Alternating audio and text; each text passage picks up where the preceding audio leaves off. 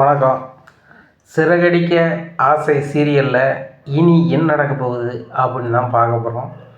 இங்கே மனோஜ் ரோகிணிகிட்ட ரொம்பவே சத்தமாக பேசுகிறாரு. ரோகிணி, இந்த வீட்டில் நான் வீடு வாங்குறது யாருக்குமே பிடிக்கல.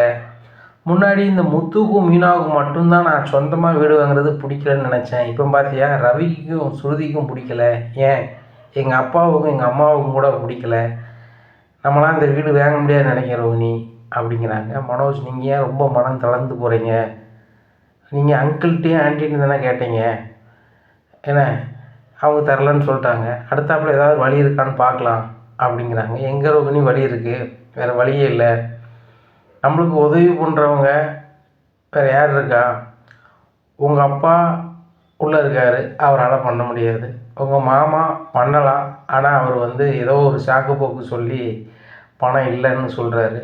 அவருக்கு வேறு பிள்ளைகளே இல்லை, நீ தான் வாரிசு அப்படின்னு தெரிஞ்சாலும் கூட, ஆனால் அவர் அது ஏற்க மறுத்தோ ஏதோ ஒரு சிந்தனைகளை அவர் தரமாட்டேன் இல்லை அப்படிங்கிறாரு. பயங்கரமான பிஸ்னஸ்மேனுக்கு இதெல்லாம் ஒரு பணம் பெரிய மேட்டரே கிடையாது ரோகிணி. நம்ம 4 மாதம்தான் ஒரு ஃபர்னிச்சர் கடையே நடத்தியிருக்கோம், சரியா? இந்த 4 மாதத்துலேயே நம்மளுக்கு இவ்வளோ பணம் கிடைக்குது. இது வருஷ கணக்கில் பிஸ்னஸ் பண்ணுறவங்களுக்கு எவ்வளோ கிடைக்கும்? அதுபோக உங்கள் மாமா ஏகப்பட்ட நாடுக்கு பறந்து போகிறாரு, தொழில் பண்ணுறாரு, என்னென்னவோ பண்ணுறாரு. அதெல்லாம் அசால்ட்டு. நீ இன்னொரு வாட்டி கேட்டுப்பார், தரலன்னா பார்த்துக்கலாம் அப்படிங்கிறாங்க. மனோஜ், அவர்கிட்ட வாய்ப்புகள் கம்மின்னு தான் நினைக்கிறேன், ஆனால் நான் கேட்டு பார்க்குறேன், வேறு என்ன வழி வாய்ப்பு இருக்குது அப்படின்னு சொல்லிட்டு. ரோகிணி, எனக்கு என்ன செய்யனே தெரில அப்படிங்கும்போது ரோகிணி இன்னொரு ஐடியா சொல்கிறாங்க. மனோஜ், நான் சொல்கிறேன் கேட்டுக்கோங்க. நீங்கள் எல்லாரையும் வச்சுக்கிட்டு ஆன்ட்டிகிட்ட வீடு கேட்டீங்க, விற்கணும் வைக்கணும்னு சொல்லிட்டு, ஆனால் தரலை. என்ன, நீங்கள் ஆன்ட்டியை தனியாக கூப்பிட்டு போய் ஆன்ட்டிக்கு பிடிச்ச மாதிரியான எல்லாத்தையுமே வாங்கி கொடுக்கணும். அப்படி கொடுத்து நீங்கள் ஆன்ட்டிகிட்ட கேட்டிங்கன்னா கண்டிப்பாக சம்மதிப்பாங்க. ஆன்ட்டிக்கு ஆரஞ்சு கலர் புடவை, அதுவும் பட்டு புடவை ரொம்பவே பிடிக்கும். நல்ல விலை கொண்டதை வாங்கி கொடுங்க. அதுபோக ஆன்ட்டிக்கு பிரியாணினா ரொம்ப பிடிக்கும். அதை ஏதாவது ஒரு பெரிய ஹோட்டலில் கொண்டு சாப்பாடு வாங்கி கொடுங்க. அப்படி கொடுத்து ஆன்ட்டிக்கு சின்னதாக ஒரு நகை ஏதாவது வாங்கி கொடுங்க. இதெல்லாம் கொடுத்து, ஏம்மா அந்த வீடே கூட உன் பேரில் தான் நான் பத்திரம் முடிக்க போகிறேம்மா அப்படி இப்படின்னு சொல்லி சும்மையாவது சீனை போடுங்க. இப்போ இந்த வீடு உங்கள் பேரில் இருக்கிறதுனால தானே பிடிமானம்னு சொல்லிகிட்டு இருக்கீங்க. என் பேரில் நான் பத்திரம் முடிக்க போகிறது இல்லைம்மா, உங்கள் பேரில் தான் பத்திரம் முடிக்க போகிறேன். அந்த 3 கோடி ரூபா கடனை நான் அடைச்சிடுவேன்னு உங்கள் அம்மாட்ட சொல்லுங்கள். உங்கள் அம்மா நம்பிடுவாங்க, ஒன்றும் பிரச்சனை கிடையாது அப்படிங்கிறாங்க ரோகிணி. இதை சொன்னால் கண்டிப்பாக நம்பிடுவாங்க. நான் வாங்கின வீடு வாங்கினாலும் உன் வீடு தானேன்னு சொன்னால் தானே எங்கள் அம்மா முடிக்கிறாங்க. ஏம்மா வீடே உன் பேரில் தான் வாங்க போகிறேன், உன் ஐடி விருப்பெல்லாம் கொண்டாமா, நான் எல்லாம் ரெடி பண்ணிடுதோம்னு சொன்னால் எங்கள் அம்மா அசால்ட்டாக வீடை விற்றுருவாங்க. ஒன்றும் பிரச்சனை இல்லை. எங்கள் அம்மா சொல்லும்போது யாரும் மூச்சு கட்ட மாட்டாங்க, ஏன் எங்கள் அப்பா கூட மூச்சு கட்ட மாட்டாங்க. ரோகிணி, உன்னை நான் கெட்டினது நினச்சி ரொம்ப சந்தோஷப்படுறேன் அப்படின்னு சொல்லி முத்தங்க தான் கொடுத்துட்டு தூங்குறாங்க. ரோகிணிக்கு கொஞ்சம் ஆறுதலாக இருக்குது. நல்ல வேலை இந்த வீடு நம்மளை விட்டு போயிருமோ நினச்சோம். இந்த ஐடியாவை மனோஜ் கொடுத்தோம். மனோஜ் எப்படியாவது ஓகே பண்ணிடுவார். நம்மளும் ஆன்ட்டிக்கு நம்மளால் முடிஞ்சதை செஞ்சு குளிர வச்சிட வேண்டியதாக, வழி கிடையாது. 2 மசாஜ் பண்ணாலும் பரவாயில்லை, க்ரீம் போட்டு எனக்கையாவது கூல் பண்ணிட வேண்டியதான் அப்படின்னு சொல்லி நினைக்காங்க. காலையிலே விடியுது. விடிஞ்சோடனே மனோஜ் ரோகிணி, நீ சொன்ன பிளானை நான் ஒர்க் அவுட் பண்ண போகிறேன், நீனும் வருவல அப்படிங்கிறாங்க. மனோஜ், நான் நீங்கள் பேசும்போது இருக்கக்கூடாது, நீ பர்சனலாக பேசுகிற மாதிரி இருக்கணும். ஆன்ட்டிக்கு ரொம்ப பிடிக்கும்னு எனக்கு தெரியும். மாமா ஒரு இடத்துக்கு போகணும் அப்படின்னு மட்டும் கூப்பிட்டு போ, யார் என்ன சொன்னாலும் அதை ஒன்றும் இது பண்ணாத, உங்கள் அம்மாட்ட தனியாக நீ பேசு அப்படிங்கிறாங்க. சரி, ரைட்டு, நீ சொன்னதெல்லாம் செஞ்சு கொடுத்துட்டு பேசுகிறேன் அப்படின்னு சொல்லிட்டு, அம்மா வாமா அப்படின்னு சொல்லிட்டு காரில் கூப்பிட்டு போகிறாரு. போனோன்னு ஒரு நகை கடைக்கு போகிறாங்க. ஏம்மா அவன் கையில் 2 வளையல் போட்டிருக்கோம்மா, கஷ்டமாக இருக்குது, அதான் கூட 2 வளையல் எடுத்து போட்டோம்னா கொஞ்சம் கைக்கு நல்லாயிருக்கும் அப்படிங்கிறாங்க. மனோஜ், அதெல்லாம் வேண்டாம், நீ வீட்டுக்கு பணம் பற்ற வேலையை பார்த்துட்டியா அப்படிங்கிறாங்க. ஏம்மா அது வரட்டுமா, உன் கையை பார்க்கும்போது நல்லா அழகாக இருக்கணும்மா, எங்கள் அம்மா தான் எனக்கு முக்கியம் அப்படின்னு சொல்லி சீனை போட்டுட்டு ஒரு 2 வளையல் வாங்கி ஒவ்வொரு கையிலையும் மாட்டி விட்டுறாரு. உண்மையிலே நல்லா இருக்குடா அம்மாவுக்கு அப்படிங்கிறாங்க. என்னம்மா சேரீ கொடுக்குற, வர வர உனக்கு சேரீயே சரியாக எடுக்க தெரிய மாட்டேங்குது. நல்லா தானடா எடுத்துருக்கோம், இது ரோகிணி எடுத்து தந்தது தான் அப்படிங்கிறாங்க. அவன் எடுத்து வந்திருக்கான், ஆனால் எனக்கு பிடிக்கல, உனக்கு பிடிச்ச கலரில் உனக்கு பட்டு புடவை ஒன்று அவ்வளோ உயர்ந்து எடுத்து விட்டுருன்னு நினைக்கிறேன் அப்படிங்கிறாங்க. மனோஜ், வேண்டாட்டா, நீனே கஷ்டப்பட்டுருக்க அப்படின்னு. நானும் ஒன்றும் கஷ்டப்படலாமா, நான் உங்களுக்கு சொந்த வீடு இருக்குது, ஒரு பெரிய பங்களாவோ உன் பேரில் வாங்கன்னு நினச்சேன், அதுதான் நடக்கல, வேற என்ன ஆமாம் அப்படின்னு சொல்லிட்டு அதனால் ரூ. 1,00,000 மதிப்புக்கு ஒரு பட்டு புடவை எடுத்துக்கிட்டு ரூ. 1,00,000 அப்படிங்கிறாங்க. எது கட்டுமா அப்படின்னு சொல்லிட்டு ரூ. 1,00,000 பட்டு புடவை வாங்கி கொடுக்காங்க. வாங்கி கொடுத்தேம்மா வாமா எனக்கு வயிறு பசிக்கு அப்படின்ட்டு அப்போ கடையை திறக்க போகலையா அப்படிங்கிறாங்க. ரோஹிணி போய் கடையை திறந்துட்டாமா, நான் இன்னைக்கு கடைக்கு போக முடியல, உங்களுக்கு இதெல்லாம் செய்யணும் என் மனசில் தோணிகிட்டே இருந்துச்சு, செஞ்சுருவோம். செலவுகள் நிறைய இருக்க தான் செய்யுது, தேவைக்கு ஏற்றாப்புல நம்ம பண்ண போகிறோம். ஆனால் உங்களுக்கு நான் என்ன பண்ணணுமா அப்படின்னு சொல்லிட்டு ஒரு பெரிய கடைக்கு கூட்டி போய் பிரியாணி, அப்புறம் வந்து சிக்கனு மட்டனு அது இதுன்னு வைக்காங்க. இறால் உங்களுக்கு ரொம்ப பிடிக்கும், இறால் சாப்பிடுங்க, ஈரல் சாப்பிடுங்கம்மா, மீன் சாப்பிடுங்கம்மா, அது இதுன்னு வாங்கி கொடுக்காங்க. இது பார்த்துட்டு டெய்லி கண்ணா நான் இவ்வளோ விதவிதமாக ஹோட்டலில் சாப்பிட்டதே இல்லைடா அப்படிங்கிறாங்க. பில்லு எவ்வளோ ஆச்சு அப்படிங்க, 6,000 ஆச்சு அப்படிங்காங்க. உடனே 6,000 டிப்ஸ் ஒரு 500 கொடுக்காங்க. மனோஜ் என்ன அப்படிங்களம்மா கெத்தா கொடுக்கணும் பில்லு, நீங்கள் வந்திருக்கீங்க அப்படி அப்படிங்கிற மனோஜ் ரொம்பவே மனசு குளிர்ந்துட்டுடா கண்ணா, உனக்கு நான் அந்த வீடை விற்று எதுவும் கொடுக்க முடியலன்னு நினைக்கும் போது ரொம்ப கஷ்டமாக இருக்குது, என் மேலே இவ்வளோ பாசமாக இருக்கியடா அப்படி இப்படின்னு சொல்லிட்டு சொல்லுதாங்க. இங்கே மனோஜ் நினைக்காங்க இவ்வளோ செலவு பண்ணுறேன்னா செம்மியம்மா பண்ணுறேன், உங்கள்கிட்ட எப்படியாவது அந்த வீட்டை வந்து விற்க வைக்கணும், அதுதான் அந்த வேலையை பார்க்குறேன் அப்படின்னு சொல்லி மனசு நினச்சிக்கிறாங்க. என்னடா மனோஜ் என்னமோ சிந்திக்கிறீ அப்படிங்க, ஒன்றும்லம்மா நீங்கள் சந்தோஷமாக இருக்கணும் அவ்வளோதான், அம்மா அவங்கள்ட்ட நான் தனியாக பேசணும் அப்படிங்கிறாங்க. சொல்லுடா அப்படிங்கிறாங்க. அங்கே ஒரு பார்க் இருக்குமா ஆமாம்மா அப்படிங்கிறாங்க. டேய் அந்த பார்க்கில் தானே நீ படுத்து தூங்கிட்டு கிடந்த அப்படிங்கிறாங்க. ஆமாம்மா இந்த பார்க்கில் மதியம் யாரும் வரமாட்டாங்க அப்படின்ட்டு பார்க்கில் இறங்கி போகிறாங்க. அங்கே சந்தோஷம் இருக்கார். என்ன மனோஜ் நீனும் அம்மா வந்துருக்கீங்க அப்படிங்கிறாங்க. இல்லைடா கொஞ்சம் தனியாக பேசணும் அதுதான் அப்படிங்கிறாங்க. சரி சரி பேசுங்க அப்படிங்கிறாங்க. அம்மா அந்த பங்களா வீடு என் பேரில் வாங்கணும் வைக்கணும்னு நான் நினைக்கல, ரோஹிணி வேணா அப்படி நினச்சிருக்கலாம். நான் ஒரு புதுசாக ஒரு சொத்து வாங்குறேன் அப்படின்னு சொன்னால் கண்டிப்பாக உங்கள் பேரில் தான் நான் பத்திரம் முடிப்பேன். ஏன் நான் வந்து ஒரு ஃபர்னிச்சர் கடை ஆரம்பித்தேன், அந்த பணம் தந்தது யார், எங்கள் மாமனார். சரியா, எங்கள் மாமனார் பேர்லேயோ என் மாமா பேர்லேயோ ஏன் ரோஹிணி பேரில் கூட நான் ஆரம்பிக்கல, உங்கள் பேரில் தான் கடையை ஆரம்பித்தேன். அதே மாதிரி நான் புதுசாக சொத்து வாங்கும்போது மட்டும் எப்படிமா என் பேர்லேயோ ரோஹிணி பேர்லேயோ பத்திரம் முடிப்பேன், அதை நான் முடிக்கவே மாட்டேன். ரோஹிணி வேணால் மனசுக்குள்ளே எப்படி நினைக்கலாம், நான் உங்கள் ஐடி குரூப் வாங்கி உங்கள் பேரில் முடிச்சிடுவேன். கோடிக்கணக்கான சொத்துக்கு விஜயா தான் அதிபதியாக இருக்கணுமே தவிர்த்து வேறு யாரும் இருக்கக்கூடாது, அதுக்கு இந்த மனோஜ் சம்மதிக்க மாட்டேன் அப்படின்னாங்க. டேய் கண்ணா நீ இவ்வளோ ஆசைப்பட்டாலா அந்த 3,00,00,000 ரூபா விட என் பேர் வாங்கணும்னு நினச்சேன் அப்படிங்கிறேன். ஆமாம்மா எங்கள் அம்மா வந்து கோடீஸ்வரியாக இருக்கணும், அதாம்மா எனக்கு பெருமை அப்படி இப்படிங்கிறாங்க. நான் கூட புரிஞ்சுக்கிடாமல் பேசிட்டேன்டா, இவங்க வீடு எதுக்கு என் வீடு எதுக்கு விற்கணும் அப்படின்னு நினச்சிட்டேன், எனக்கு பிடிமானம் எல்லாம் பெருமை, இந்த விஜயா வீடுன்னு பேசுவேன், இப்படி எனக்கு வீட்டிலன்னு போயிருமே அப்படின்னு நினச்சி தான்டா அது ரொம்ப மனசங்கடப்பட்டு இது பண்ணிட்டேன். அது வேறு முத்து வேறு 1க்கு 2 பேசினானா நான் கோவத்தில் அம்மா பேசிட்டேன்டா சாரிடா கண்ணா அப்படிங்கிறாங்க. இப்போ என்ன பண்ணே தெரிலம்மா, அப்பா வேறு நீங்கள் சொன்னால் தான் அந்த வீடை விற்க முடியும் அப்படி இப்படிங்கிறாரு. எனக்கு என்ன செய்யணும்னு தெரில, இந்த பங்களா நம்மளை விட்டு போனால் நல்லா இருக்காது, எங்கள் அம்மாவை நான் கோடீஸ்வரி ஆகணும்னா கண்டிப்பாக அந்த வீடு பங்களா நமக்கு இருக்கணும், நான் மாதம் அதை கட்டி நான் மீட்டுருவோம், ஒன்றும் பிரச்சனை கிடையாது, எனக்கு ஒரே மாதத்தில் 30,00,000 ரூபா பட்டு முடிஞ்ச எனக்கு ஒரு 10 மாதத்தில் ஒரு 3,00,00,000 ரூபாயை சரி பண்ண முடியாதேம்மா அப்படிங்கிறாங்க. கண்ணா கண்டிப்பாக நீ ரெடி பண்ணிடுவேன், நீ ஏன்டா பயப்படுற அப்படிங்கிறாங்க. அதுக்கு தான்மா பணத்துக்கு என்ன செய்ய 70,00,000 ரூபா ஒதுக்கலாமா அப்படிங்கிறாங்க. அப்போ என்னடா பண்ணுறது ஒன்றும் புரியலையே அப்படிங்க. அம்மா புரியல, அந்த வீடை விற்றா பண்ணிடலாமா, உங்கள் பேர்லேயே பத்திரம் முடிச்சுங்க, எனக்கு ஒன்றும் தேவையில்லை, எங்கள் அம்மா வந்து கோடீஸ்வரியாக இருக்கணும் அப்படிங்கிறாங்க. அப்போ விற்றுக்கலாம்டா, என் பேரை தானே பத்திரம் முடிக்க போகிறேன், நான் பார்த்துக்கிறேன், நல்ல பார்ட்டி இருந்தால் பாரு கொடுத்துடலாம் அப்படிங்கிறாங்க. அப்படியேம்மா சரிம்மா அப்படின்னு சொல்லிட்டு சந்தோஷம் அப்படிங்கிறாங்க. என்ன அப்படிங்கிறாங்க, உனக்கு 2% கமிஷன் தரேன், எங்கள் அம்மா வீடை விற்கணும் அப்படிங்கிறாங்க. என்னடா அம்மா சொல்கிறேன், உனக்கு புதுசாக வந்து பங்களா வாங்கினா அம்மா வீடை விற்கணுங்கிற அப்படிங்கிறாங்க. அந்த வீடு வாங்கிறதுக்கு எனக்கு 70,00,000 ரூபா கொஞ்சம் தட்டுப்பாடாகுது, அப்போ அந்த 70,00,000 ரூபாயை அந்த வீடை விற்று தான் இது பண்ணணும், உடனே பார்ட்டி கிடைக்க மாட்டாங்களே அப்படிங்கிறாங்க. நீ எப்படியாவது தேடு, 2% கூட 1% கூட வாங்கிக்கா, வீட்டை விற்று கொடு அப்படிங்கிறாங்க. நான் சரி நாள் பார்க்குறேன்னு சொல்லிட்டு பேர் தூக்கிட்டு போயிடுறாங்க. மனோஜ் அப்போ நீ தனியாக பேசணும்னு வரல, அப்போ சந்தோஷங்கிறதுலாம் அவன்கிட்டையும் பேசலான்னு தான் வந்தியா அப்படிங்கிறாங்க. ஆமாம்மா ஓகே ஆச்சுன்னா அவன்கிட்ட சொல்லிடலாம்லம்மா, அவனுக்கு வந்து நிறைய பார்ட்டிக்காரங்க தெரியும், அவங்கள்ட்ட சொல்லி எப்படியாவது வீடை விற்றுருவான், இந்த வீடை கூட காமிச்சது சந்தோஷம் தானே அப்படிங்கிறாங்க. அப்படியா சொல்கிறா, வீடு பார்ட்டிக்காரங்க வர வரைக்கும் வீட்டில் எதுவும் சொல்ல வேண்டாம் அப்படிங்கிறாங்க. ஏம்மா அப்படிங்கிறாங்க. இல்லை முத்து மீனாவும் ஏதாவது ஒரு வகையில் ஒன்று வந்து கலைப்பாங்க, நீ சொந்தமாக வீடு வாங்குறது முத்துக்கும் மீனாவுக்கு தான் பிடிக்கல, ஆனால் அந்த மீனா என்னெல்லாமோ பேசி ரவியையும் சுருதியையும் அவங்க சைடில் கொண்டு வந்துட்டா, பார்த்தல நீ வீடு வாங்கக்கூடாதுன்னு ரொம்ப தெளிவாக இருக்காங்க, அதனால் வந்து நீலாம் வந்து வீட்டில் இதை சொல்லாத அப்படின்னு நான் ஏம்மா சொல்ல போகிறேன், பார்ட்டிக்காரங்க வந்தோடனே கையெழுத்து போடணும், கையெழுத்து போடும்போது நீ மட்டும் அப்பாவை நைஸாக கூப்பிட்டு வந்துருமா, அப்பாவை நீங்கள் கையெழுத்து போட்டிங்கன்னா அவனும் 2 பேரும் என்ன பண்ணால் நான் பார்த்துக்குறேம்மா அப்படிங்கிறாங்க. சரிடா நீ நல்ல பார்ட்டியாக பாரு, நல்ல விலைக்கு பில்லு மனோஜ், 70 ரூபான்னு 70 ரூபாய்க்கு கொடுத்துட்டாத, நம்ம வீடு 1 கோடி ரூபாய்க்கு மேலே போயிடும் 2 வீடும் சேர்த்து அப்படிங்கிறாங்க.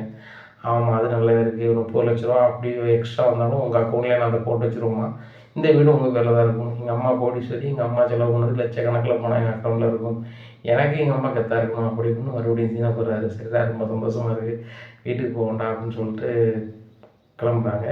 ஏமா இப்போதைக்கு வீட்டுக்கு போனால் நல்லா இருக்காது, நீங்கள் நடன பள்ளியில் இருங்க, கண்டிப்பாக உங்களுக்கு ஃபோன் பண்ணுவாங்கப்பா நீனும் மனோஜ் எங்கே போனீங்கன்னு சொல்லிட்டு, நடன பள்ளிக்கு நேரத்தோட போக வேண்டியது இருந்துச்சுங்க, நான் தான் கூப்பிட்டு போக சொன்னேன் அப்படின்னு மட்டும் சொல்லியிருக்கோம்மா அப்படிங்கிறாங்க. சரி ரைட்டு அப்படிங்கிறாங்க. அதே மாதிரி அண்ணா கால் பண்ணுறேன், விஜய் எங்கே இருக்கேன் அப்படிங்கிறாங்க. எங்கே நடன பள்ளியில் இருக்கேன் அப்படிங்கிறாங்க பார்க்கில் இருந்துக்கிட்டு. அப்படியா என்ன அவசர அவசரமாக 2 பேரும் போனீங்களா என்ன அப்படிங்கிறாங்க. இல்லைங்க எனக்கு நடன பள்ளியில் கொஞ்சம் வேலை இருந்துச்சு, அதான் நேரத்தில் கொண்டு விட சொன்னேன் அப்படிங்க. அப்படியா சரி சரி சரி அப்படிங்கிறாங்க. அண்ணாமலை போய் நடன பள்ளியில் பார்க்குறாங்க, விஜயா இல்லை. விஜயா எங்கம்மா அப்படின்னு சொல்லி பார்வதி கேட்குறாங்க. அண்ணா இங்கே வரவே இல்லையே அப்படிங்கிறாங்க. அப்படியா அப்படின்னு சொல்லிட்டு போயிடுறாங்க. இங்கே இருந்துட்டு பேசுகிற மாதிரி பேசுனா இங்கே இல்லை, என்னத்தையோ போய் சொல்கிறா அப்படின்னு சொல்லிட்டு அவர் பாட்டில் பார்க்குக்கு போயிடுறாரு. இங்கே விஜயா வராங்க. என்ன பார்வதி அப்படிங்கிறாங்க. அண்ணன் இப்போ தான் ஒன்று வந்து தேட்டு போகிறாரு அப்படிங்கிறாங்க. ஐயோ அப்படின்னு சொல்லிட்டு என்ன சொன்னேன் அப்படிங்கிறாங்க. பார்வதி இன்னும் விஜயா இன்னும் வரலன்னு சொன்னேன் அப்படிங்கிறாங்க பார்வதி. நீ கூரை கெடுத்துட்டியா அப்படின்னு சொல்லிட்டு எங்கே இருக்கீங்க அப்படிங்கிறாங்க. நான் நடன முடிக்கு வெளியே நிற்கேன் அப்படிங்கிறாங்க. நான் உள்ளே தான் இருக்கேன் அப்படிங்கிறாங்க.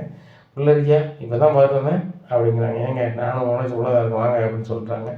உள்ளே போகிறாங்க. எப்போ வந்தீங்க அப்படிங்கிறாங்க. நாங்கள் மாடியில் தான் இருந்தோம், இந்த பார்வதிக்கு தான் இந்த ஞாபகம் மறதி ஆகி போச்சுன்னு நினைக்கிறேன், இன்னைக்கு இல்லைன்னு இருக்கா அப்படிங்கிறாங்க. அப்படியா சரி சரி சரி அவசர அவசரமாக இருந்தீங்களே அப்படிங்கிறாங்க. ஸ்டூடெண்ட் எல்லாம் இங்கே அப்படிங்கிறாங்க. நாளைக்கு ஒரு அரங்கேற்றம் இருக்குது, அதனால் வந்து அவங்களுக்கு வந்து இப்போ இப்படி செய்யுங்கன்னு சொல்லி அனுப்பியிருக்கேன், ரெஸ்ட் எடுக்க சொல்லியிருக்கேன், நாளைக்கு ஒரு இடத்துக்கு கூட்டி போண்டிருக்கு அப்படிங்கிறாங்க. சரி என்னங்க காலையில் வந்திருக்கீங்க அப்படிங்க. இல்லை நீனும் மனோஜும் அவசர அவசரம் வந்தியில் என்னாச்சு ஏதாச்சும் வந்தாங்க வந்தேன் வேறு ஒன்றும் இல்லை அப்படிங்கிறாங்க. எதுவும் சாப்பிட்டு போங்களேன் அப்படிங்கிறாங்க. நான் வாக்கிங் போகிறேன், மீனா வீட்டில் சாப்பாடு ரெடி பண்ணியிருப்பாங்க போய் சாப்பிட்டுக்கிறேன் அப்படின்னு சொல்லி வாக்கிங் போயிட்டு நேராக அந்த பங்களாவுக்கு போயிருந்தாரு. அங்கே மீனெல்லாம் சமைச்சு வச்சுருக்காங்க. இங்கே முத்து கேட்குறாரு, இப்போ காலையிலேயே அம்மா அவசர அவசரமாக கூப்பிட்டு போனாங்க, எங்கே போனான் அப்படிங்கிறாங்க. நடன பள்ளியில் ஏதோ வேலையாகும், அதான் மனோஜை கொண்டு விட சொல்லியிருப்பா கூட, மனோஜ் அங்கே தான் இருந்தான், அவங்க அம்மையும் பார்த்தேன் அப்படிங்கிறாங்க. அப்போ கடை திறக்கலையா அப்படிங்கிறாங்க. அதை கேட்கலையே அப்படின்னு சொல்லிட்டு மனோஜி கால் பண்ணாட்டே கடை திறக்கலையா அப்படிங்கிறாங்க. எப்போ ரோகிணி கடையை திறந்துட்டா அப்படிங்கிறாங்க. அவள் பார்லர் வேலைக்கு போட்டோம், நீ ஒழுங்காக அந்த கடையை போய் பாரு அப்படிங்கிறாங்க. சரிப்பா அப்படின்னு சொல்லிட்டு போயிடுறாங்க. அங்கே இருந்து மறுபடியும் விஜயா கால் பண்ணுறாங்கம்மா, வீடை இதுக்குள்ளே முயற்சியில் நீங்கள் எதுவும் பிரச்சனை பண்ண மாட்டீங்களே. நான் ஏன்டா பிரச்சனை பண்ண போகிறேன், வீடே என் பேரில் வாங்க போகிறேன், நான் இப்போ 1 கோடி ரூபாய்க்கு அதிபதியாக இருந்தேன், இப்போ 5 கோடி ரூபாய்க்கு அதிபதியாக இருக்க போகிறேன், அம்மா கோடீஸ்வரியாக இருந்தால் பெருமை தானடா அப்படி இப்படின்னு சொல்லிட்டு சீனா போடுறாங்க. இங்கே பார்வதி சொல்லுறாங்க, பார்வதி என் பையன் வீடு வாங்க போகிறான்னு சொன்னோம்ல அப்படிங்கிறாம்மா, இப்போ வாங்கலையா அப்படிங்கிறாங்க. வாங்கலையாவா, அந்த வீடை என் பேரில் தான் வாங்க போகிறான் அப்படிங்கிறாங்க. அதை எப்படி ரோகிணி சம்மதிப்பா அப்படிங்கிறாங்க. வீடு வாங்குறது என் பையன், அவன் ஏன் சம்மதிக்கணும், எங்கள் அம்மா வந்து கோடீஸ்வரியாக இருக்கணும்னு என் அம்மாவும் ஆசைப்படுதான், அதனால இந்த வீடு வாங்க போகிறான் அப்படிங்கிறாங்க. நீ சொல்லுது நம்ப முடியாது இல்லையா, நம்ப முடியாது இல்லையா, என் வீட்டை விற்று நான் 70 லட்ச ரூபா கொடுக்க போகிறேன் மனோஜுக்கு, மீதி கொண்டாந்து நான் பேங்கில் போட போகிறேன், அந்த வீடை என் பேரில் வாங்க போகிறான் அப்படிங்கோ, அதனால தான் வாங்க போகிறேன் நான், இல்லைனா வாங்க மாட்டேன் அப்படி தானே அப்படிங்கிறாங்க. பார்வதி நீ நினைக்கிற மாதிரி இல்லை, என் பையன் வந்து என் மேலே ரொம்ப பாசமாக இருக்கான் அப்படிங்கிறாங்க. இங்கே பாரு 3 மக்கமாரும் உன் மேலே பாசமாக தான் இருக்காங்க, அதுதான் இல்லைங்களே, அதை நம்ம இருக்கவும் இல்லை, ஆனால் மனோஜ் காரியக்காரன் அப்படிங்கிற கணக்கில் தான் கேட்கேன் அப்படிங்கிறாங்க. அப்படிலாம் இல்லை பார்வதி, நீ எந்த முத்து மீனா சொல்கிறத கேட்டுக்கிட்டு பேசு, அவன் ரொம்ப பாசமாக இருக்கான், இவனுக்கு எவ்வளவு பாசமாக கூப்பிட்டு போய் 2 வளையல் தங்க வளையல் வாங்கி தந்து, ஏன்னா 1 லட்ச ரூபாய்க்கு பட்டு புடவை எடுத்து தந்து, எனக்கு பிடிச்சமான பிரியாணி, கறி வறுவல் லொட்டு லொசுக்கெல்லாம் வாங்கி தந்து என் பையன் கொண்டு விட்டு போகிறான் அப்படிங்கிறாங்க. விஜயா சொல்லுவாங்க, ஒவ்வொரு உலகத்தில் யாரையாவது ஏமாற்றணுன்னா அவங்களுக்கு ஆசையை காட்டணும், ஆசையை காட்டினது தான் மோசம் பண்ண முடியும்னு சொல்லுவாங்க. அதை மாதிரி மனோஜ் பண்ணுற மாதிரி தெரியுது. சுதாரிப்பார், அந்த வீடையும் விற்றுட்ட அப்படின்னு சொன்னால் நாளைக்கு உனக்கு ஒன்றுமே இல்லாமல் போயிடும், அதுக்கப்புறம் நீ ஏன் வீடு, இது விஜயா வீடு, இது விஜயா வீடு நீ பேசவே முடியாது. நீ இப்போ என்ன சொல்லுத, எங்கள் அப்பா கொடுத்த சீதனம், எங்கள் அம்மா கொடுத்த சீதனம், இது ஏன் விடுங்க, அண்ணன்கிட்ட உட்பட நீ வந்து டரு பண்ணி பார்க்க, அப்படி இருக்கும்போது வீடை கொடுத்துக்கிட்டு சங்கடத்தை அனுபவிக்காத. இப்போ என் பையனும் என் மருமகளும் போயிட்டாவான், இந்த வீடு என் பேரில் இருக்குது, இப்போ நான் யார்கிட்டையும் எதுக்கும் போகாமல் இந்த வீட்டில் உட்காந்து என்னால் சாப்பிட முடியும், என் புருஷன் பென்ஷன் வருது விளங்கிட்டா, அதே மாதிரி அண்ணனுக்கு பென்ஷன் வருது, அண்ணன் காலத்துக்கு அப்புறம் உனக்கு வரும். இந்த பிள்ளைகள்ட்ட யாருக்கும் நீ கை வந்த மாதிரி இருக்காது. இதே இந்த வீடு நீ விற்றுப்புட்டான்னு வச்சுக்கா, வேங்குத வீட்டை மனோஜோ ரோகிணி பேரில் பண்ணிட்டாங்க அப்படின்னா அவங்ககிட்ட நீ ஒரு வாய் கஞ்சிக்கு நீ வந்து என்ன செய்ய வேண்டியிருக்கும், கையை இந்த சூழ்நிலை ஏற்படும், அதை பார்த்துக்கா அப்படிங்கிறாங்க. பார்வதி, வீடே என் பேரில் தான் என் பையன் முடிக்க போகிறான், நீ என்ன பேசிகிட்டு இருக்க அப்படிங்கிறாங்க. நானும் பொழைச்சி கிடந்தா பார்க்கேன் விஷயா, அதுக்கெலாம் வாய்ப்பு இல்லை. ரோகிணி ரொம்ப தெளிவானவா, இந்த மீனா மாதிரி கிடையாது நீ சொல்லுதெல்லாம் கேட்டுக்கிட்டு இருக்க. சுருதி ரோகிணிலாம் வித்தியாசமான ஆட்கள், நான் பார்த்துக்கிட்டு தானே இருக்கேன். பாசமான பிள்ளைகள், ஆனால் கொஞ்சம் உரமான பிள்ளைகள், அவங்க பேரை தான் பத்திரம் அடிப்பாங்க அப்படிங்கிறாங்க. நீ வேணாலும் பார்த்தவாறு பத்திரம் அடிக்கணும் கொஞ்சம் கூப்பிடுதேன், என் பேரை தான் பத்திரம் அடிப்பான் அப்படிங்கிறாங்க. பார்த்துக்க, யோசனை பண்ணிக்க. இதெல்லாம் வந்து அண்ணங்கிட்ட சொல்லிக்கிட்டு செய். ஏன்னா உனக்கு 3 பையங்க, ஒருத்தன் கிடையாது, அதை யோசிச்சுக்க அப்படிங்கிறாங்க. எனக்கு பிடிச்சமான பையன் மனோஜ் தான். மனோஜ் எனக்கு பிடிக்காத எந்த விஷயத்தையுமே செய்ய மாட்டான், சின்ன பிள்ளைலேருந்தே அப்படி தான் அப்படிங்கிறாங்க. சரி, உனக்கு பிடிச்ச மாதிரி தான் செய்வானே அப்படிங்கிறாங்க. ஆமாம், என் பையன் எனக்கு பிடிச்ச மாதிரி தான் செய்வான் அப்படிங்கிறாங்க. சரி, கல்யாண மண்டபத்துலேருந்து உன்னையும் புருஷனையும் அசிங்கப்படுத்திட்டு ஓடி பண்ணணும் சொல்லி தான் செஞ்சான் விஜயா, இல்லை உன் வீட்டுக்கார்ட்ட ஒரு 27 லட்ச ரூபாயை ஆட்டையை போட்டு ஓட்டினானே அதையும் சொல்லிட்டு தான் செஞ்சான் விஜயா அப்படிங்கிறாங்க. என்ன பார்வதி இப்படி பேசுத அப்படின்னு. உண்மையை தானே சொல்லுதேன், என் பையன் எதனாலும் என்கிட்ட சொல்லிட்டு தான் செய்வான் அப்படின்னு சொல்லுதேன். ஆனால் அவன் இதெல்லாம் சொல்லிட்டு செய்யலையே விஜயா, கொஞ்சம் யோசிச்சுக்கா. பணம் பாதாள வரைக்கும் பாயும்பாங்க, அந்த மனோஜ் எங்கெல்லாம் அதை பாய வைப்பான்னு உனக்கு தெரியும். பணத்தை தான் அவன் என்னெல்லாம் ஆவான்னு பார்த்துக்கோ, புரிஞ்சுக்கோ. மீனாவே வேண்டாம்னு சொன்ன ஒரே காரணம் அவள் படிக்கலன்னு இல்லை, அவள்கிட்ட பணம் இல்லைன்னு தான். ரோகிணியை கட்டினது பணத்துக்காக தான். இப்படி மனநிலையில் உள்ளவன் நாளைக்கு வீடை விற்றுப்புட்டு என் பேரில் வீடு வாங்கிட்டோமா, ஒரு ரூபாய் சோறு தின்னுட்டு இருக்குன்னா இல்லை வெளில போகணுன்னா என்ன பண்ணுவேன். ஆனால் அப்பவும் ஊற்று மீனாவும் அவங்க எங்கே இருக்காங்களோ உனக்கு சோறு கஞ்சி ஊற்றுவாங்க, அதை மாற்றிக்கிறது இல்லை. ஆனாலும் நான் சொல்லக்கூடியது என் மனசில் பட்டதை சொல்லுதேன். யாரையும் நம்பி வீட்டை கொடுத்து ஏமாத்துக்கு நிற்காத. நான் என் பையனை நம்பி இந்த வீட்டை அவங்க பேர் எழுதி வச்சுருந்தேன்னு வச்சுக்கோ, என் நிலைமையை நினச்சிப்பாரு. என் பொண்டாட்டி கதி, என் பொண்டாட்டி வீடே கதின்னு போயிட்டான். இன்றைக்கி நான் நடு கதியில் நின்றுருப்பேன். இன்றைக்கி வீடை என் பேரில் வைக்க போய் என் புருஷன் பென்ஷன் வருது, ராசாத்தி மாதிரி உட்காந்து சாப்பிட்டுக்கிட்டு இருக்கேன், உன்ட்ட வண்ணராயமும் பேசிக்கிட்டு இருக்கேன். இதெல்லாம் நடக்கணும் அப்படின்னா வீடு நம்ம பேரில் இருக்கணும், வீடு இல்லைன்னா அது சரி வராது அப்படிங்கிறாங்க. பார்வதி, இதையா சொல்லிக்கிட்டு இருக்காத அப்படிங்கிறாங்க. இந்த பாரு விஜயா, உன் ஃப்ரெண்டாக நான் சொல்ல வேண்டியது சொல்லிட்டேன். நான் பட்டதை நீ படக்கூடாதுன்னு நான் சொல்லுதேன், நீ கேட்க மாட்டேன் அப்படின்னா அது கொஞ்சம் விஷயம் அப்படின்ட்டு இருக்கோம். மனசு ஒரு கால் பண்ணுறாங்க. ஏம்மா சந்தோஷ் ஒரு பார்ட்டியை பார்த்துருக்காங்களா, அவங்க வீடை பார்க்க போகிறாங்கன்னா சாவி வேணுமா அப்படிங்கிறாங்க. கண்ணா வாடா, இங்கே தான் இருக்கேன் அப்படிங்கிறாங்க. நேராக காரில் வராங்க, வந்துட்டு சாவி வாங்குறாங்க. பார்ட்டியை நம்ம கூட்டு வந்து காமிக்கிறாங்க. பார்த்துட்டு வீடு எப்படி சார் இருக்குது அப்படிங்கிறாங்க. 2 வீடும் நல்லா தான் இருக்குது, ஆனால் நீங்கள் சொல்கிற மாதிரி 1 கோடி ரூபாய்க்குலாம் இதை வாங்க முடியாது, 90 லட்ச ரூபா தான் நான் தருவேன், அதுக்கு உங்களுக்கு சமாதானம் சொல்லுங்கள், கொடுத்துடலாம் அப்படிங்கிறாங்க.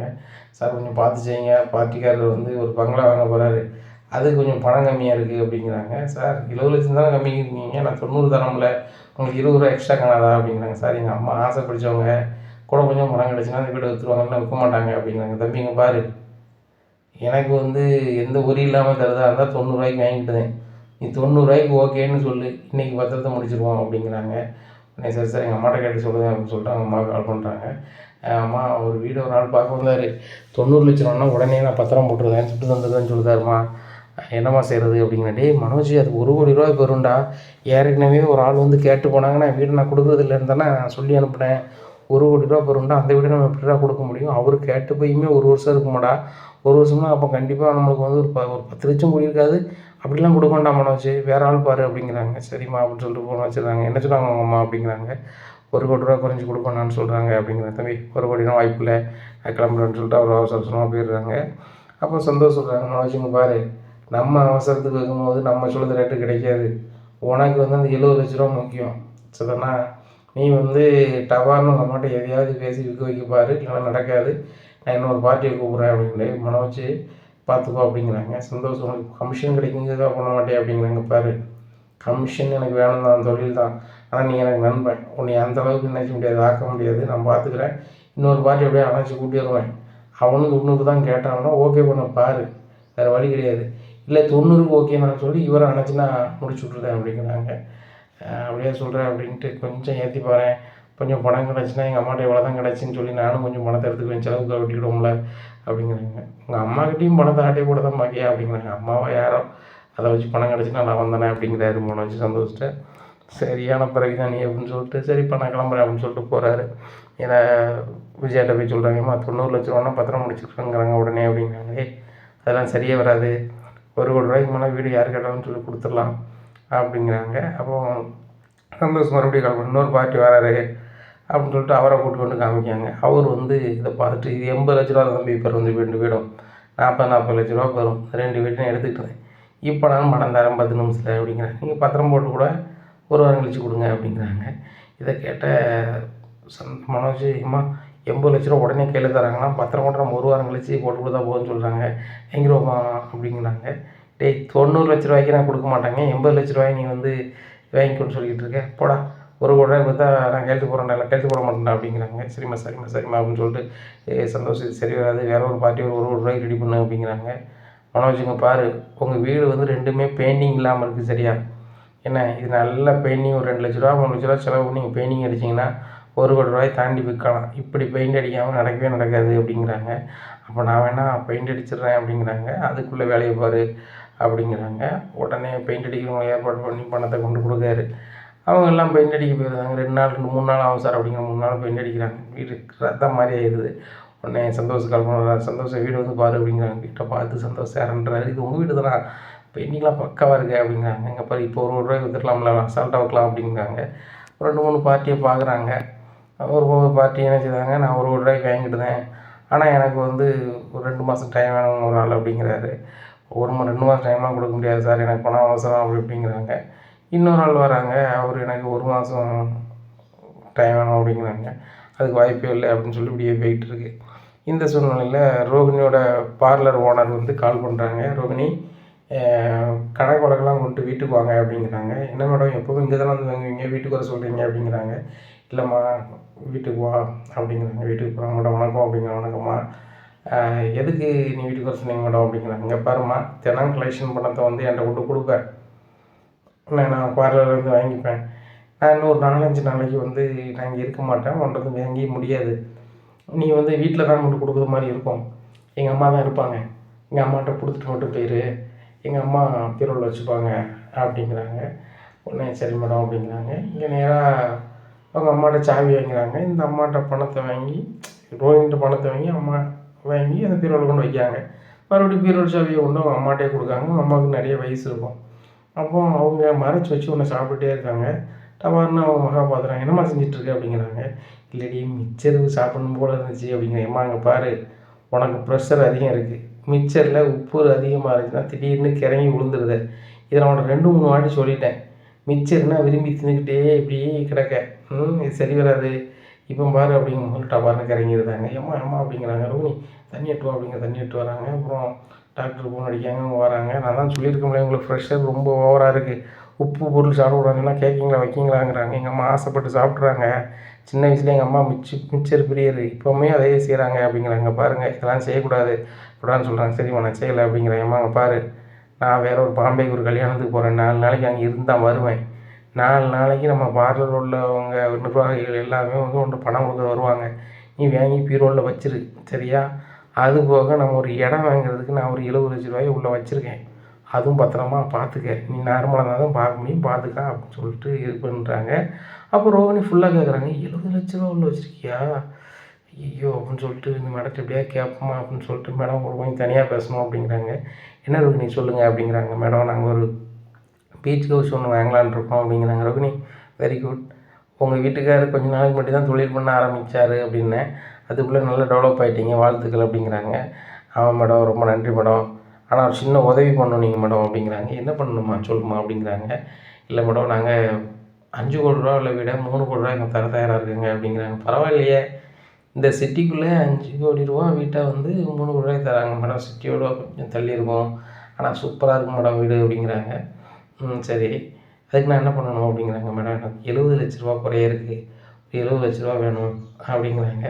நீங்கள் சொல்கிறது தப்பாக நினச்சிக்காதீங்க, நான் ஒரு காலி லேண்டை வாங்குறதுக்கு தான் வந்து 70 லட்ச ரூபா வச்சுருக்கிறேன், அது வந்து நான் பார்லர் தான் கட்டி விட போகிறேன், அது நான் சொந்தமாக வாங்க போகிறேன் ரோஹிணி, நீங்கள் என்ன எப்படி பண்ணிட்டுருக்கீங்க, உங்கள் கடையை நான் வாங்கி பார்லர் நடத்துகிறேன்னா அது வாடகை கடை, நான் சொந்த கடை வைக்கலான்னு பார்த்துட்ருக்கேன் அப்படிங்கிறாங்க.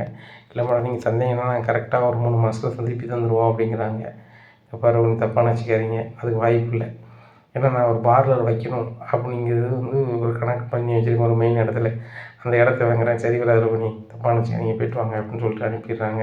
இங்கே பார்லர் ஒன்று நினைக்கிறாங்க. நம்மகிட்ட வேலை பார்க்காங்க இந்த பொண்ணு ரோகிணி, நம்பிக்கையான பொண்ணு தான். இந்த பொண்ணு ஆத்திர அவசரத்துக்கு எனக்கு ஒரு 1,00,000 ரூபா வேணும் மேடம், 2,00,000 ரூபா வேணும் நம்ம கொடுக்கலாம். 70,00,000 ரூபாய் கேட்குறாங்க, நம்மளே ஒரு இடத்த வாங்கல வச்சுருக்கோம் அப்படின்னு சொல்லிட்டு மனசுக்கு நினச்சிட்டேம்மா, நான் இப்போ ஈவினிங் கிளம்பிடுவேன், நீ வீட்டில் இருந்து ஒழுங்காக பார்த்து போகல அப்படின்னு. ஒழுங்காக பார்த்து பண்ணி எனக்கு என்னடி குறை அப்படிங்கிறாங்க. நீ உப்பு ஊரில் ஏதாவது சாப்பிட்டுட்டு கிறங்கிற கிடக்காதம்மா பார்த்துக்காமா அப்படிங்கிறாங்க. சரி சரிம்மா அப்படிங்கிறாங்க. அவங்க துணிமணிலாம் எடுத்து வைக்கிறாங்க அங்கே பாம்பே கிளம்புறதுக்கு. இங்கே ரோகிணி ரொம்ப கடுப்பில் போகிறாங்க. நம்ம ஓனர் தரமாட்டுக்களா வைக்கிறாங்க, இது வச்சுருக்கா நம்ம இடம் வேணால் தரமாட்டுறா அப்படின்னு சொல்லிட்டு நினச்சி போகிறாங்க. இப்போ நேராக வித்யா வீட்டுக்கு போகிறாங்க. வித்யா அப்படிங்கிறாங்க, என்னடி 70,00,000 கேட்டு எனக்கு ஃபோன் அடிக்கிய, 70,000 என்கிட்ட இருக்காடி, இவ்வளோ எதுக்குடி, 7,000 என்கிட்ட இருக்காடி, 700 ரூபா வச்சுருக்கேன்டி, நீ வந்து எனக்கு கால் பண்ணி மாமா எனக்கு 70,00,000 வேணும் மாமா, இங்கே நடைமுறைக்கு சாத்தியமா அப்படிங்கிறாங்க. நம்மகிட்ட தாண்டி 70,00,000 இல்லை, எங்கள் ஓனர்லாம் 70,00,000 அசால்ட்டாக பீரோலே வச்சுருக்கு அப்படிங்கிறாங்க. அப்போ ஓனர்கிட்ட கேட்ட வேண்டியதானே அப்படி கேட்டேன், தரமாட்டேன்ட்டாடி அப்படிங்கிறாங்க. அப்போ ஆட்டையை போட்டு விடு அப்படின்னு சொல்லி விளையாட்டில் சொல்லிவிட்டு அவங்க பாட்டில் காஃபி டீ போட்டு கொடுக்குறாங்க.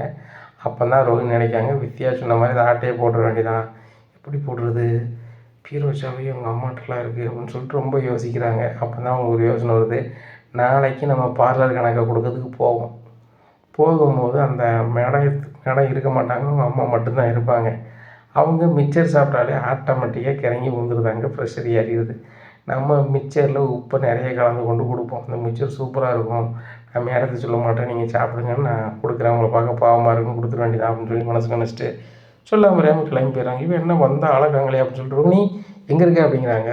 பார்லர் வேலை வந்துருச்சு, அதான் அவசரமாக போயிட்டேன்னு சொல்லிட்டு நேராக வீட்டுக்கு போயிடுறாங்க. மனோஜ்கிட்ட போய் சொல்கிறாங்க, மனோஜ் அப்படிங்கிறாங்க, என்ன அப்படிங்கிறாங்க, பணம் 2 நாள் நம்மளுக்கு வந்தாலும் வந்துடும் அப்படிங்கிறாங்க. இன்னொரு பண்ணி சொல்கிறேன் அப்படிங்கிறாங்க, எங்கள் மாமா திடீர்னு பேசினாங்க, ஒரு 2 நாளில் பணம் வந்ததுன்னு சொல்லியிருக்காங்க அப்படிங்கிறாங்க. ரோஹிணி அப்படின்னு சொல்லி கேட்டு பிடிச்சி தூக்குறாங்க. அப்போ எங்கள் அம்மா விட வைக்க வேண்டாமா அப்படிங்கிறாங்க. அது இருக்கட்டும் மனோஜ், ஆன்ட்டி இதை இருக்க வேண்டாம், முதல்ல எங்கள் அப்பா பணம் வச்சு அதை வாங்கியே வேண்டாம், ஓகே வேண்டாமா அப்படிங்கிறாங்க. அதுவும் சரி தான், எங்கள் அம்மா பேர்லையும் வீடு இருந்தால் நல்லது தான், அது காலத்தில் நமக்கு தான் வரும், ஆனாலும் நம்ம கொடுக்குறது கொஞ்சம் கஷ்டமாக தான் இருக்குது, உன்கிட்ட சொல்லாமல் எங்கள் அம்மா வீட்டை நல்லா பெயிண்டிங் அடிச்சிட்டேன் விற்பனைக்காக அப்படிங்கிறாங்க. அப்படியே மனோஜ் ஏன்ட்டியா ஒரு வார்த்தை சொல்லலை அப்படிங்கிறாங்க. இல்லை ரோஹிணி எப்படியாவது வந்து வீடை விற்றுடலான்னு சொல்லி தான் அப்படிங்கிறாங்க. சரி அப்படின்னு சொல்லிட்டு இது பண்ணுறாங்க. ரோஹிணி மறுநாள் ஆகுது, பார்லர் கணக்கெலாம் எடுத்துக்கிட்டு மிக்சர் வாங்குறாங்க. மிக்சரை வாங்கி உப்பு பாக்கெட்டு தனியாக வாங்கி கொஞ்சம் கூடுதலாக உப்பு போடுறாங்க. போட்டுட்டு சரி ரைட் இன்னைக்கு கொண்டு வந்து மேடத்தை கொடுத்துட வேண்டியதான், அப்போ மேடத்தோட அம்மாட்ட கொடுத்துட வேண்டியதான் அப்படின்னு சொல்லிட்டு வீட்டுக்கு போகிறாங்க. வரலாமும் இல்லை ஆமா அப்படிங்கிறாங்க. பணத்தை கொடுக்குறாங்க. சரிம்மா நீ தான் கடைசி ஆள், எல்லோரும் கொடுத்துட்டு போயிட்டாங்க அப்படின்னு சொல்லிட்டு, சரிம்மா பார்த்துப்போ அப்படிங்கிறாங்க. அம்மா நீங்கள் எங்கள் அம்மா மாதிரி தான், நேற்று நீங்கள் மிக்சர் சாப்பிடும் போது உங்கள் பொண்ணு வந்து வேணான்னு பிடிங்கிட்டாங்க, கஷ்டமாக இருந்துச்சு அப்படிங்கிறாங்க. ஆமாம்மா எனக்கு மிக்சர்னா ரொம்ப ரொம்ப பிடிக்கும், ஆனால் நான் மிக்சர் சாப்பிட்றது அவளுக்கு பிடிக்காது, நான் ப்ரெஷர் இருக்குது பற்றியாம்மா, அதாம்மா அப்படிங்கிறாங்க. உடனே நான் மிக்சர் வாங்கிட்டு வந்தேன் சாப்பிடுங்க அப்படிங்கிற, வேண்டாம்மா இருக்கட்டும் நான் திடீர்னு கிறங்கிடுவேன் அப்படிங்கிறாங்க. அதெல்லாம் ஒன்றும் செய்யாது, நான் மிக்சர் சாப்பிட்டு இல்லை கிறங்கிச்சுன்னா தூங்கி நினச்சிங்கன்னா சரியாயிடும், ஆஸ்பத்திரியிலேருந்து டாக்டர்லாம் யாரும் வர வேண்டாம், நேரத்தை சொல்லலான்னு பார்த்தேன், சரி ரைட் நம்ம சொன்னால் நல்லா இருக்காதுன்னு சொல்லலை அப்படிங்கிற. அப்படியேம்மா சொல்கிறேன் கொண்டாமா அப்படின்னு சொல்லி மிச்சரை தின்றுதாங்க. மிச்சரை தின்னா கொஞ்சம் நேரத்தில் அவங்க தலை சுற்ற ஆரம்பிச்சு பொத்துன்னு தூங்கிடுறாங்க. நைஸாக இடுப்புலேருந்து சாவி எடுக்காங்க, எடுத்து பீரோ திறக்காங்க. அந்த 70,00,000 ரூபாயை அப்படியே எடுக்காங்க, மீதி சில்லறையை அப்படியே வச்சிடுறாங்க. எடுத்துகிட்டு அந்த பேக்கை கொண்டு நைஸாக வீட்டுக்கு வெளியே வச்சிடுறாங்க. வச்சுட்டு நம்ம கிளம்பிட வேண்டியதான் அப்படின்னு சொல்லிட்டு கிளம்பி போயிடுறாங்க. கொஞ்சம் நேரம் தூங்கிட்டு இருந்து அந்த வயசான பொண்ணு எந்திரிச்சிருது. எந்திரிச்சோடனே சரி இந்த பணத்தை கொண்டு பீரோவில் வைப்போம் அப்படின்னு சொல்லி வைக்க போகிறாங்க. அங்கே 70,00,000 காங்கலை. 70,00,000 காங்கலைன்னு நேராக அந்த பார்லர் பொண்ணு கால் பண்ணுறாங்க.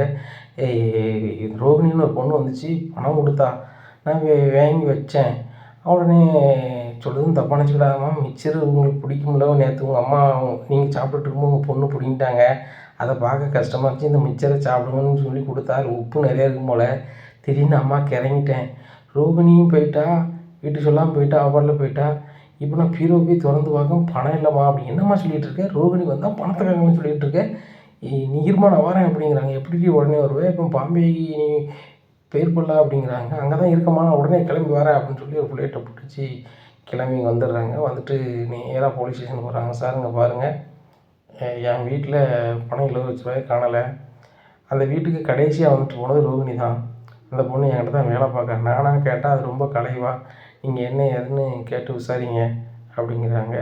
உடனே சரி நான் விசாரிக்கேன் அப்படிங்கிறாங்க. இந்த சூழ்நிலையில் பெட்டிஷன் வாங்கி வச்சுக்கிறாங்க. இங்கே ரோகிணி அவங்க அப்பா பணம் அனுப்புனாங்க அப்படின்னு சொல்லி மனோஜ்கிட்ட கொண்டு கொடுக்காங்க. மனோஜ் அதுக்கு வாங்கி வச்சுட்டு உங்கள் அப்பா தான் அனுப்பிட்டாரா, ரொம்ப சந்தோஷம், பரவாயில்ல, உள்ளேருந்தே ரெடி பண்ணி நமக்கு அனுப்பிட்டாரா அப்படின்னு சொல்லி சந்தோஷமாக வாங்கி கொண்டு இந்த தகவலை விஜயாட்ட சொல்கிறாங்க. இனி என்ன நடக்கும் இந்த விஜயா வீட்டில் அப்படிங்கிறதும், ரோகிணியோட நிலைமை என்னவாகும் அப்படிங்கிறதையும் பொறுத்து வந்து பார்க்கலாம். நம்ம சேனலை நீங்கள் மறக்காமல் லைக் அண்ட் சப்ஸ்கிரைப் பண்ணுங்கள். நன்றி, வணக்கம்.